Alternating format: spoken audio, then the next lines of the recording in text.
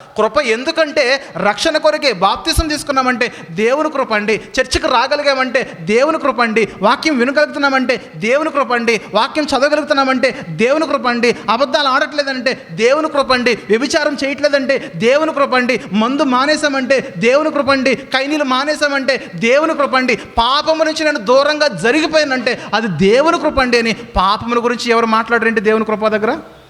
ఆ కృప అనే పదాన్ని పాపము దగ్గర ఎందుకు మాట్లాడరు? ఇక్కడ మాట్లాడుతున్నాడు.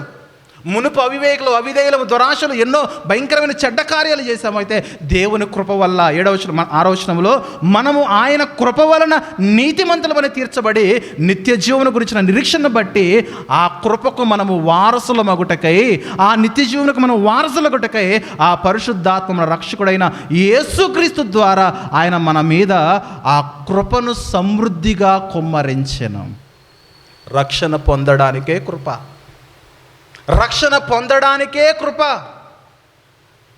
ఆ కృప ఎవరి వలన వచ్చింది లోకానికి?